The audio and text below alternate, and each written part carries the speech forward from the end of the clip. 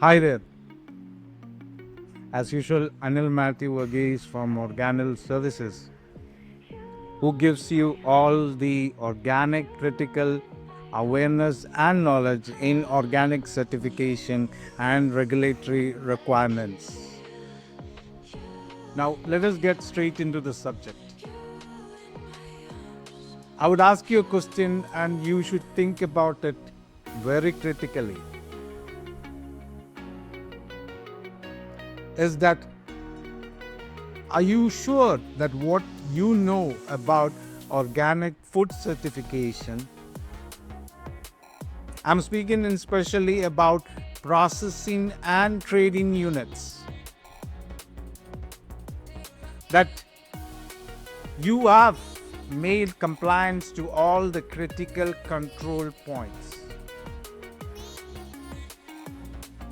I'll be soon giving you some of the concerned findings that I had seen, and it seems to be critically very alarming. Now, why I use the word critical is that if you go into the organic regulation of the European Union, Regulation 279, you will be able to understand where they've given a category of sections where it starts on how the non-compliance should be issued. Take your time and read it. If you don't know, message me. Is that it starts with how it is to categorize a non-compliance or a deficiency into minor, major and critical. So I'm going for the extremities of it, because what I saw was even extremities that has not been considered by the organic certified operator. That is what I don't understand. And I don't know on which way is that how consultants deal with such situations. Why is it auditors don't have the eyes or not able to look into this concerned flaws that are critical inside the organic certification of an processing and trading unit? You have to take it seriously. Don't only depend on, sir, I'm being checked by the concerned third party every year. He gives me a set of flaws, or he gives me a set of deficiency where we immediately correct it within 2 days, because he also tells us how to correct it. When I hear this itself, it is, I don't know, you can understand if you are in the third party. You are not supposed to tell the second party when an NC is raised how to close it. But you can show him where, or if they question you, telling them where this consent critical point comes inside the guideline. They can ask you. It is your obligation to tell them. It's not just simply say, go and check the standards. That is what most of them do, is because they also are not competent to fit to tell the NCs, because they are all calibrated or pre-calibrated in giving the non-compliance. Sorry to say. I'll be talking about two mindsets that happened this particular week on assessment of Organil. And when I say the mindset, is the mindsets of the operators. But the findings of the flaws of criticality are common to both of them. That is what I want to understand. The first criticality is what I told you, is that they depend on rectifying the organic certification system only when the annual audit happens. See, it does not work out like this. It's a continuous process. We need to make sure that we, on a resilient, sustained manner, are able to check our systems whether they meet the compliance, because there is a buyer, there is a traceability, there is a compliance to be met. You cannot give a blind eye. It is better to do a conventional business than getting into the organic business. Sorry to say. I can tell you straight away is that I don't stand for a person that puts a leg, one on which organic is, and puts the other leg on what conventional is, and he pushes both the boats to get forward. But he cannot understand that when he is working organically, his mind should be on the organic systems. So the first point is there. Second point is that the people who are in the system are not trained. And when questioned upon, I don't go there just to question only the director or the owner or the managing director. I go there, when I go there, I talk with every single person that is handling the concerned product. Because organic certification does not stop with Apex. It stops with everyone that handles it, even from the security gate. They should know what is coming inside is this material. And it requires this stringency to be followed. Competency and training is not a compromise of choice that you make by saving money. You need to train this staff on the organic standards.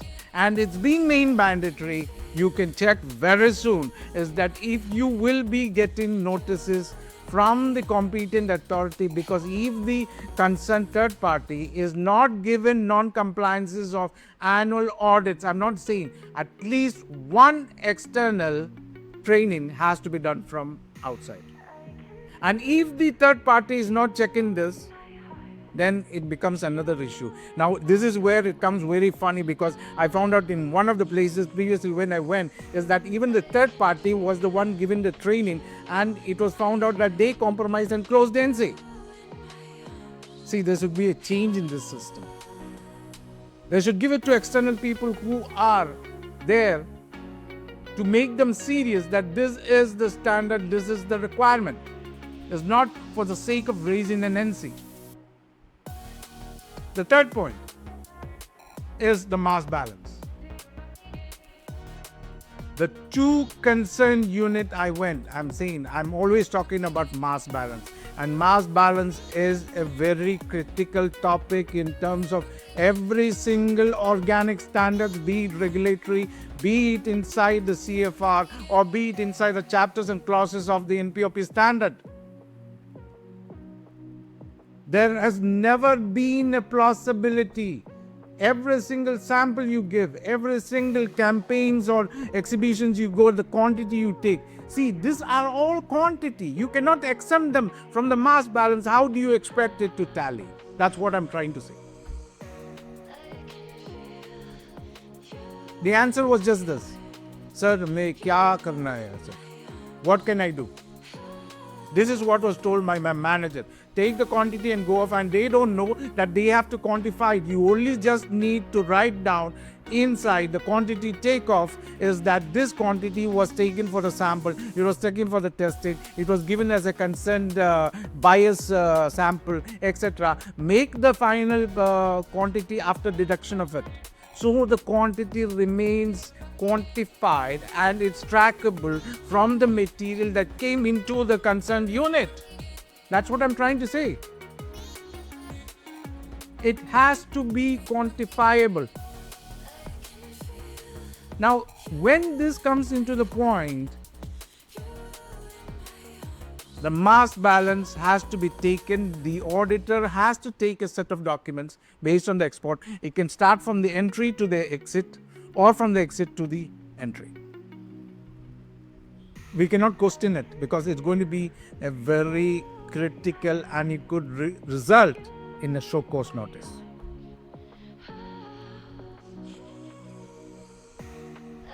The fourth point is,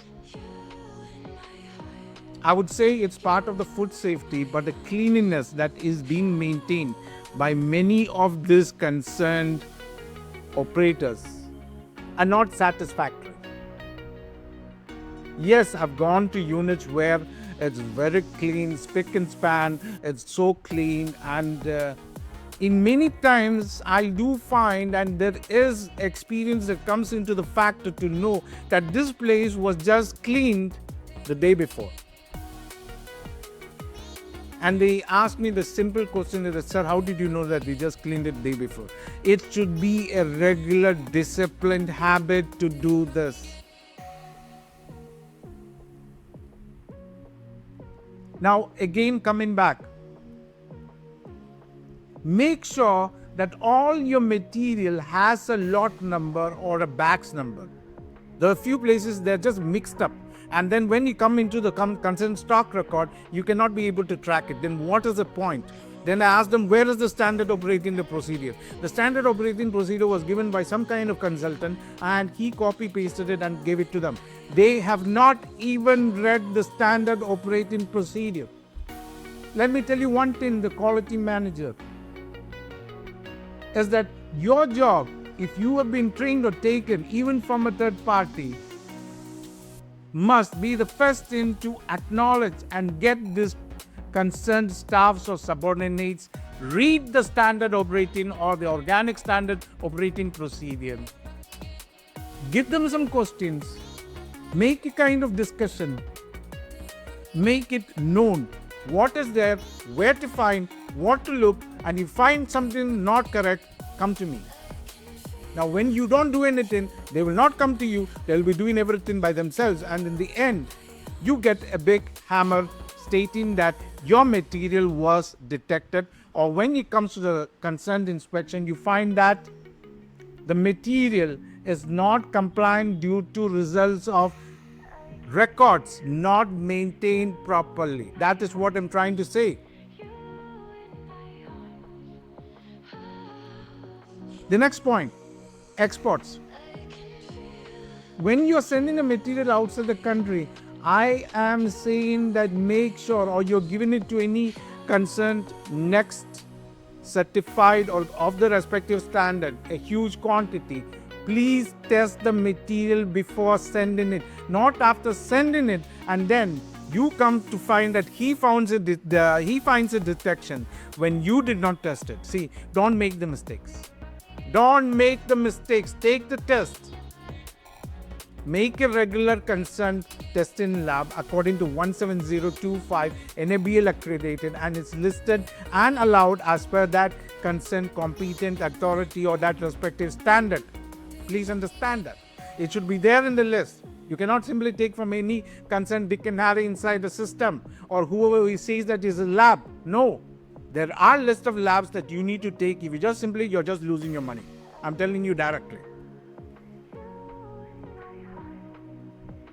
So, again, the last point which I'm coming to say is on the packaging material is that I found that many of the packaging material does not have migration certificate because you should understand that there is a difference between a declaration from a manufacturer. Please, it's not worth it.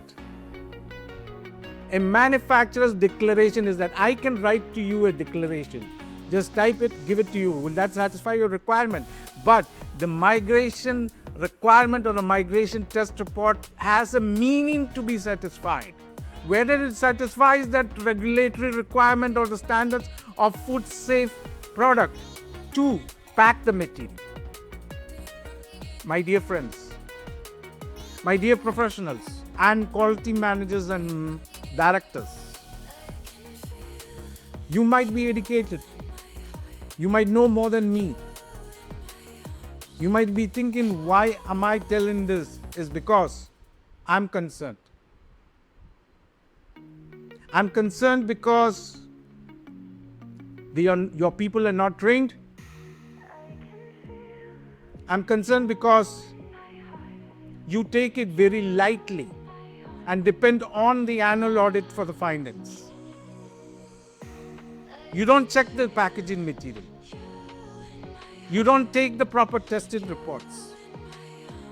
You don't have a proper mass balance. How do you go upon this?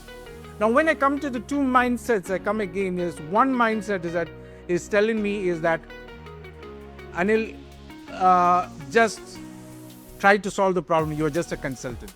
See, many of this thing I actually in many ways don't like it because there is a respect towards calling me because I have come there to take out the situations of gaps and then you try to solve it. But when it comes to a mindset stating that you have been paid to just solve this problem, just solve it and just go off, that's it.